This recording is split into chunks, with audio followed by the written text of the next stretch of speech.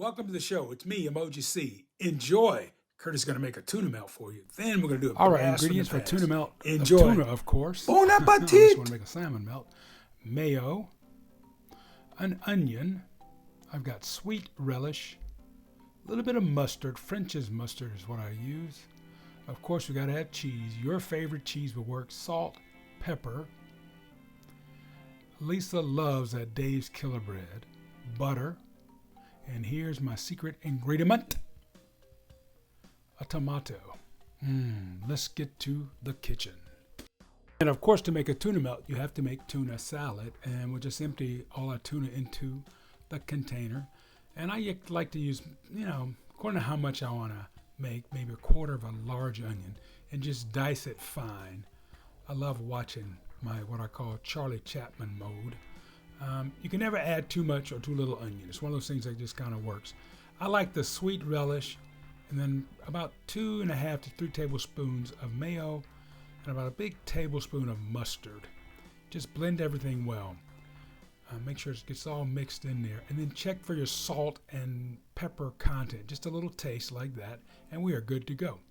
Once it's made, I'm going to place it in the fridge for it to chill. Just put it in a container that you can place a lid on like that. Off to the fridge we go.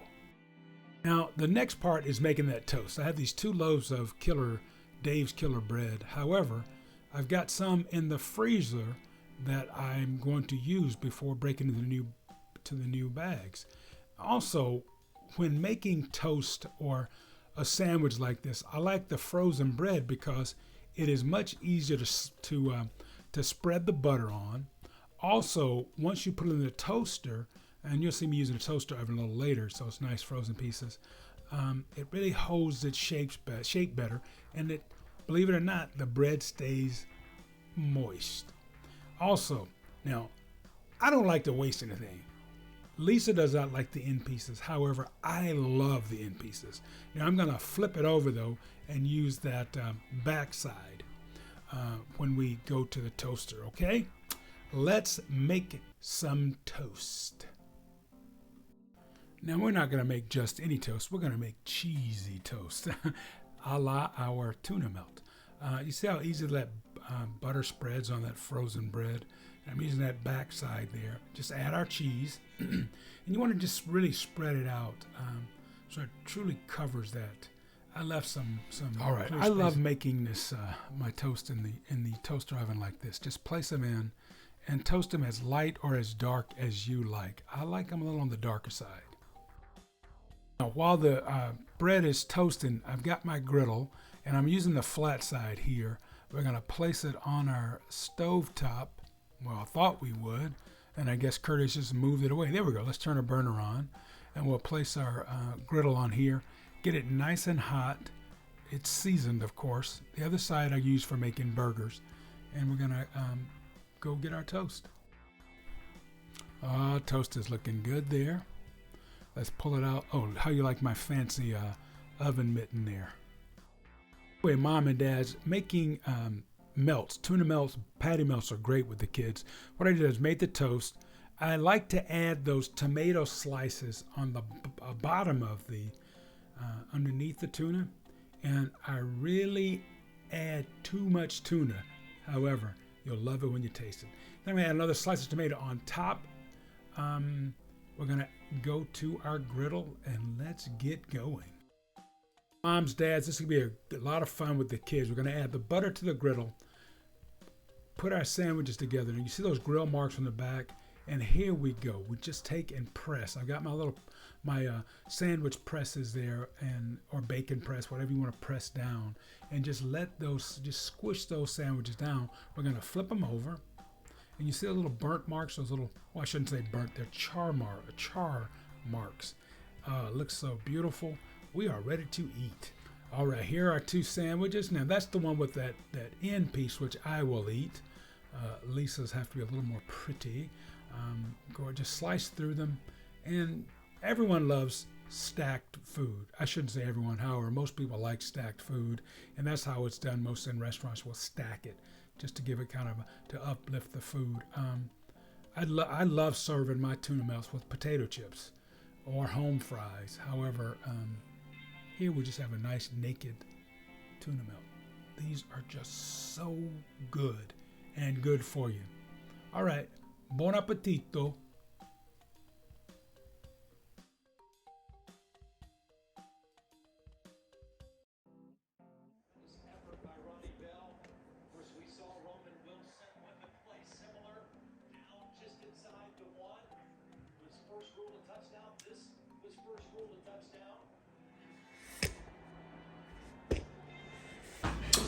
December 31st, 2022, y'all. We got to get our black-eyed peas that are soaked overnight ready for our Christmas dinner. I'm going to freeze frame. Did I say Christmas dinner? Well, I meant New Year's Day dinner. Real easy recipe. Pepper, some seasoning salt. We're using Lowry, classic. And salt, okay? Add our salt first. I'm going to use a little olive oil and water will be what we use for our recipe. And remember, when it comes to seasoning, you can always add more, but you can't take it out. So be careful on the front end adding that seasoning. So Lowry. We're going to cover our black-eyed peas with water. I'm going to add about 3 tablespoons of this is olive oil. You can use any oil you like. Traditionally, in Southern cooking, we use lard, animal fat, pork, something like that. However, remember, vegetable oil is non-saturated. We just want to add enough water to cover the black-eyed peas. I'll bring that in for a close-up for you. Ready for your close-up, Mr. DeMille? I'm going to let you see that. I'll bring the camera in. Boom, just cover. You can see the olive oil there, all right? Now, we're going to turn this on, bring it to a boil, and lower it, let it simmer until the beans are nice and tender. There we go. All right, y'all. Collard greens coming up. Collard greens are available year-round. The ones on the left, those are southern collard greens. The ones on the right are ones you get in California. Great tasting, fabulous, loaded with vitamin A. All right, collard greens. We've always had collard greens and black-eyed peas on New Year's Day for luck and money, right? A lot of folks are just chop their collard greens up. What Mama taught me way back when was that you got to remove that big stem. If you want your greens, this is why I don't buy pre-packaged collard greens, because they chop those stems up, and this really makes your greens bitter. So take your time, remove that big woody stem. I'm not going to bore you by making you watch me destem all these. However, that's the key. You don't want that. Just 86 day using your mulch pile. A few years ago, I was having a hard time finding enough collard greens, so I added kale. And the same principle with the kale. Kale has a very similar flavor when cooked as collard greens. However, it doesn't take nearly as long to cook. The same process. So remove that big stem, right? Remove that big stem so they're nice and tender. All right, I'm going to clean these up, wash them, then we're getting ready to go on the stove top, and I push the black-eyed peas to the other side, bring it to a boil, and let them just simmer 2-3 hours till they're nice and tender. Okay, back on a flash. Michigan TCU are playing. Later on, we got them Georgia Bulldogs. How about them dogs? Go, dogs, go.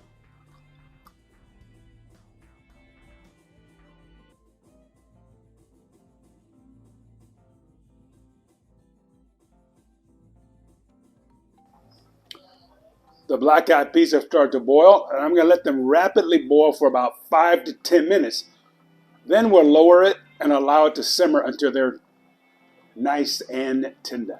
Okay, we have the greens ready. They've been destemmed, and I've torn them into bite-sized pieces, and you can tear them even smaller if you like. However, they will cook down. With this recipe, instead of using olive oil, I'm going to use corn oil here, about 2 tablespoons. You can use a little more if you like, or a little less. Remember, fat is where the flavor is at, so we do need to add a little fat to our meat-free dishes. Again, traditionally, we use lard or some type of animal fat, a piece of ham or whatever was in there. Salt, pepper. There's the salt, pepper. And again, the reminder, less is always better because you can always add more, okay? Now, I started a few years ago adding green pepper bell pepper to mine. If you like them hot, go ahead and use a hotter pepper. And I'm going to use some some chopped onion I had left over from, another dish we made a couple of days ago, Lisa made. And instead of using onion seasoning or onion salt, we'll just use fresh onion there. Top it with some agawa. And again, you can use any fresh herbs that you like or dried herbs. Again, we're not going to cover these like we did with the black eyed peas. Just enough water because when the collards cook, they will release a lot of liquid as well. I will be placing a lid on top of this one. Again, we'll let it cook down to they're nice and tender. Then we'll check for flavoring, and that's pretty much it. Let's go watch some football. Michigan is got their hands full right now with TCU. 14-3 Horned Frogs. The black-eyed peas and the collard greens are cooking. The house smells good. Watching Michigan and TCU right now. Getting ready for those Georgia Bulldogs taking on those Ohio State Buckeyes. We've talked a lot about this first quarter of the new year. I'm taking a master gardening course, and so we're going to get it started today. This is the last day of the new year, of the old year, I should say. And here's my booklet. And I've talked with you all in the past about I've shared with you my struggles with reading, not learning to read till age 26. And during the interview process, it was interesting when I was in the interview and answered all the questions that were asked of me. And, I'm at a point in my life now to where, I'm able to advocate for myself as well as others. And it was a very interesting point to me during the interview process when I was being asked about all the reading I'd have to do and so on and so forth. And so after that was over, I said to the people that was doing the interview, okay, so I have to share with you all that I can read. However, I didn't learn to read till I was 26. I'm a good reader. However, I'm a slow reader. And I said, what has been put in place to help those of us? Because I've realized and found out that there's more than just me being a slow reader in this country and around the world. What have you put in place to help us? What scaffolding have you erected so that I can succeed? You're telling me about the difficulties. What have we done to make it so that it's an equitable situation for people like myself? And I got some blank looks. So I said, don't worry, y'all. I will figure this out for me, for Curtis George Aikens Sr. I'll figure this out. However, once I've figured it out, I hope we can put this in place for the next Curtis Aikens that comes along, or the next slow reader that wants to be in this program. Learning, education, knowledge, all those things are true power. Because I'm not a fast reader, should I be shut out of that information vault? Let's open up that vault of learning for everyone. And I'm going to share with you an app that I found that I like. I'm not saying I'm in love with it yet. There are some flaws. And I looked at a lot of apps. I went through, and the one that I'm using is called Speechify. Now, I'm going to reset the camera so I can show you this and show you how it works. Because my first week's homework comes from this book, California Master Gardener Handbook. And we are to read the first 19 chapters. And that takes us to about this point in the book, right? A lot of pages for a slow reader. And it's interesting, when you're reading for fun, it just jumps at you, right? When we're reading, or when I'm reading for knowledge, it's a slower process, right? So what I've discovered and learned is when I'm listening to the text, it helps my eyes move across the text quicker. It helps me because I'm hearing it as well as seeing it. My comprehension goes up. So I want to share this with you. And then I also want to share this with as many school teachers as possible, this app called Speechify. There's a free version that I've been using for the last 2 or 3 weeks because I want to critique the free version so that if you or someone you know can't afford it we can still work with the free version. You can still work with the free version. They can still work with the free version. I think this technology, and thank people like Tim Cook at Apple, or Steve Jobs, who created the company. The things that I love my Apple device, because I can highlight the text no matter what it is, and it will read it to me. And again, it helps me to see the text, hear the text, comprehend the text. Okay, that's one of the great things about these what is it called, IA. I forget what IA stands for. Something into artificial. What's the IA stand for, baby? Or is it AI? Artificial intelligence. Thank you very much. Artificial intelligence. So anyway, I'm rambling here. However, it's something I really want to share with moms and dads and teachers and people who are having that student that's struggling with their reading. It's okay to have a read along, because for me, it's helped me comprehend this stuff so much better. 19 pages of some very interesting stuff, because I love to garden and I'm learning things. I told Lisa before I took this class, I'm going to be having to take this course to get a credential for something that I probably know as much as anyone who's going to be in the course. That being said, y'all, this first week of reading, I've still picked up a lot of new things, okay?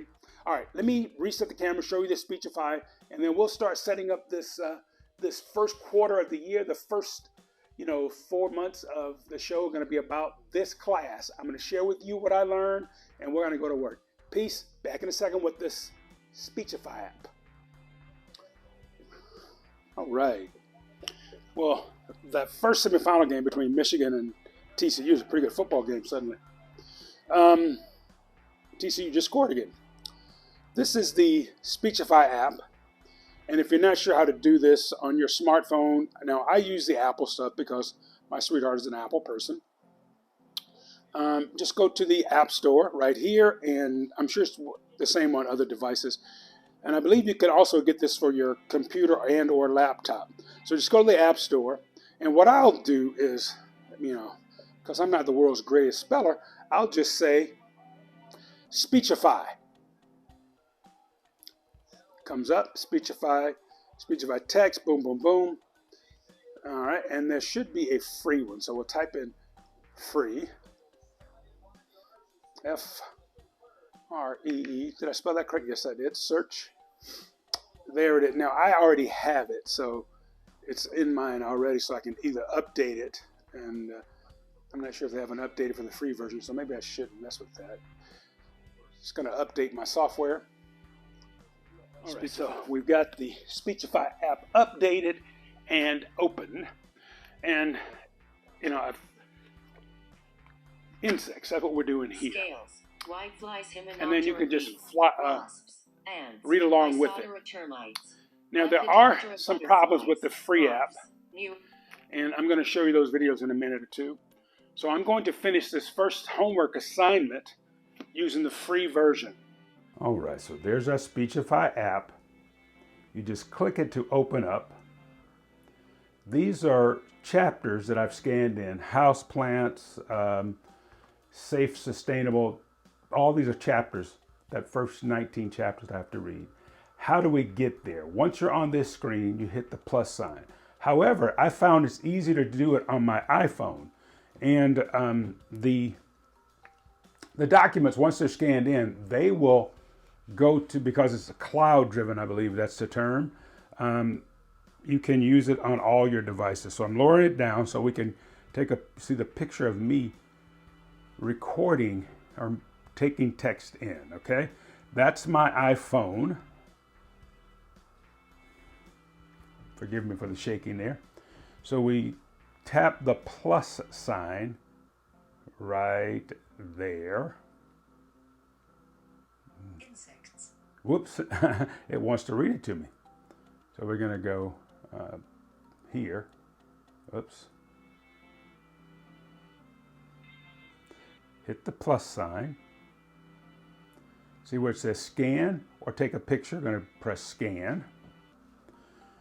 I've got 11 chapters already scanned in. So let's go to, this is the next chapter. And it's pretty cool. Just kind of line it up and you'll take a picture of it and then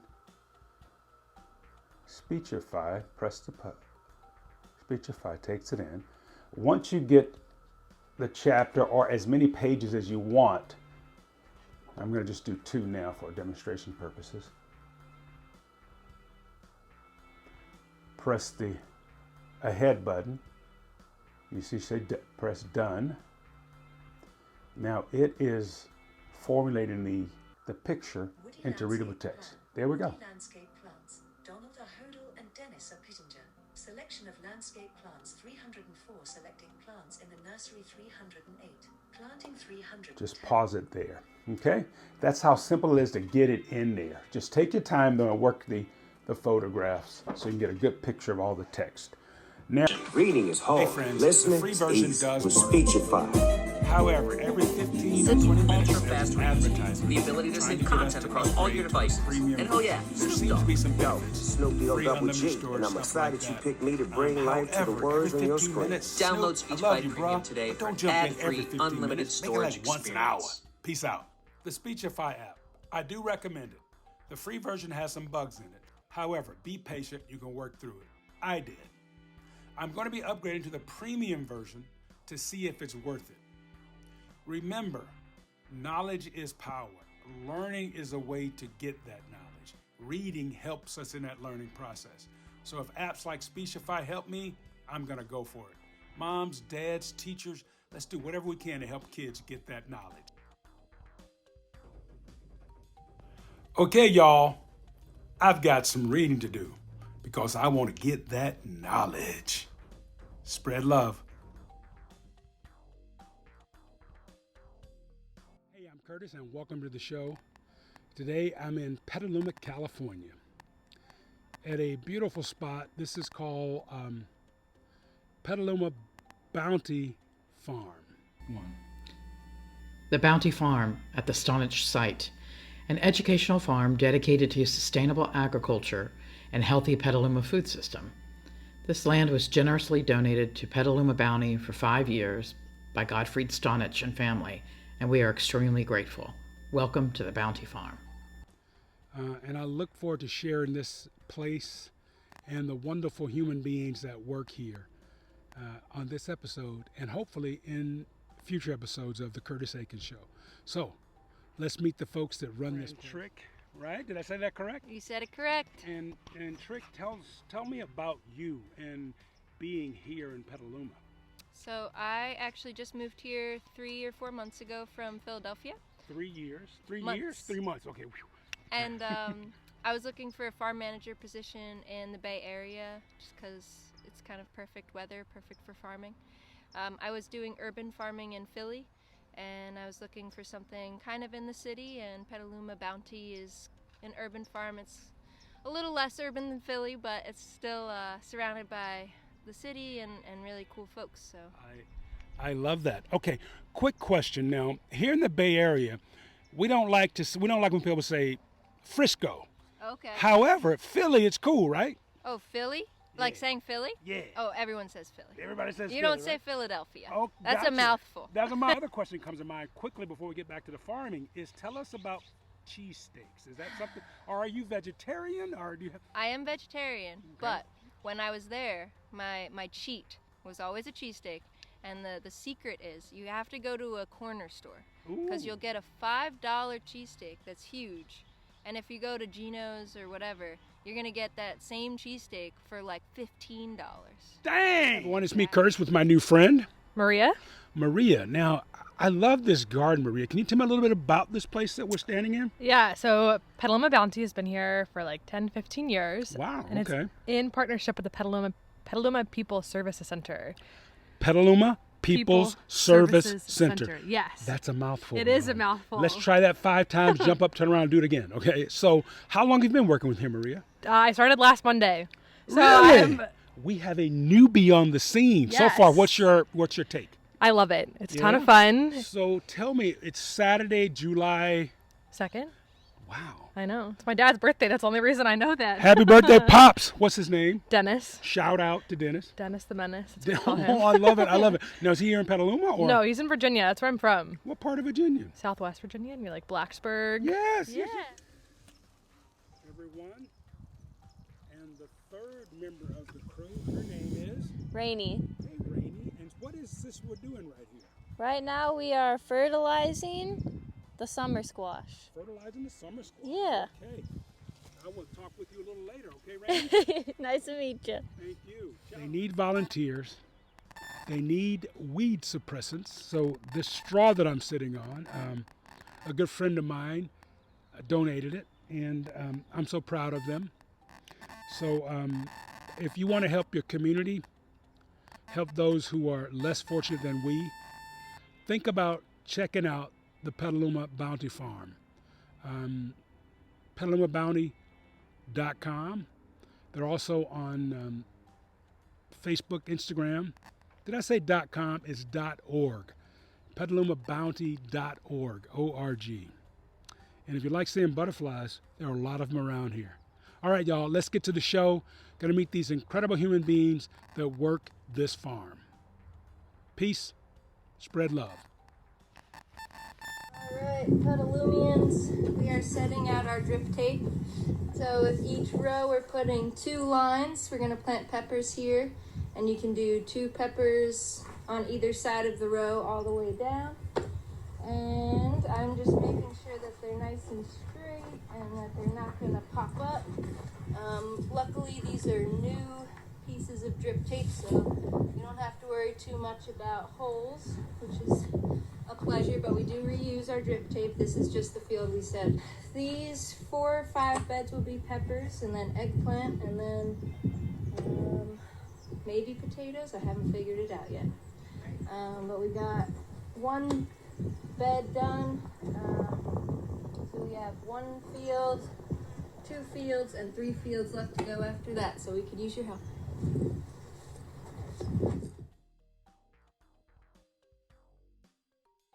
You are the social media expert? I'm the engagement and education coordinator, and then the farmers market ambassador coordinator. Whoa. Do that again. So that's a mouthful also. Education and engagement coordinator. Okay. And then the farmers market ambassador coordinator. So you go to all the farmers markets locally and... Eventually, yeah, I just started. That's like a brand new grant Petaluma Bounty just got. But our goal is to make farmers markets more like welcoming and make people feel like they know what to do when they get there too.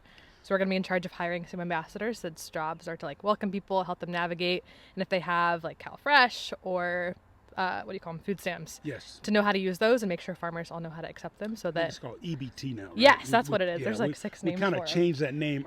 I'm big into not shaming anyone. Mm-hmm, you know? exactly. So the idea is that beautiful EBT card is just like a credit card. You use it, so we got to feed folks. Exactly. So welcome to town.